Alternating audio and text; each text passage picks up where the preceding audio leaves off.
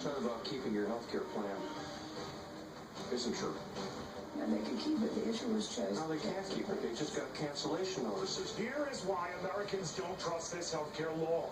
They do not trust the guy who created this healthcare law. The guy who said we could keep our doctor, but now acknowledges maybe not. The guy who said most Americans would be better off, but maybe won't. The guy who said he was outraged by these technical fumbles, but did little to prevent them and since to correct them. That guy is you, Mr. President, whose outrage knows no bounds for screw-ups that seem to know no end. The guy who always says he is seething from mistakes that just keep mushrooming.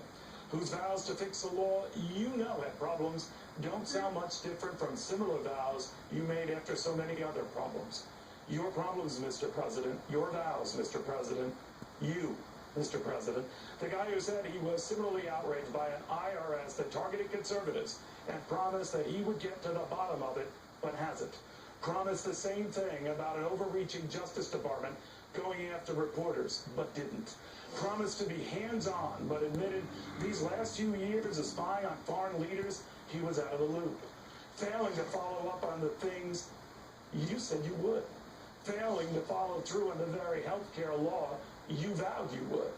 Pushing things, then dropping things. On top of things, then oblivious to things. Naming commissions, then ignoring those commissions. Vowing to address the debt, then dismissing it. Shouting for bipartisanship, then rejecting it. Demanding Republicans be accountable, but never holding yourself accountable. Blasting sequestration cuts you first suggested as a backup budget backbone, then hammering the other guys as if it was all their idea, like you were a dog with a bone. Taking credit for a market rally that was more due to a Federal Reserve throwing good money after bad, really. Humiliating countless CEOs in public, then begging their support for hapless initiatives in private, like the stimulus that needed more stimulus, and the rescues that themselves needed more rescues. The promise is broken. The promise is forgotten. Lost in the legalese of an administration now drifting, and an administration whose idea of action is making a good speech. And suddenly shocked to find that Americans are now saying, good grief. Because they've heard all they want to hear, Mr. President, and they don't want to hear anymore. Because they thought you meant what you said, but they've come to discover what you said you didn't mean. That's what all this means, sir. One too many promises broken, and now just broke. That's what is at issue here, Mr. President.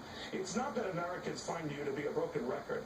I hate to break it to you, sir. They find that you're broke, period. No follow-through. Just through. Well, tomorrow we will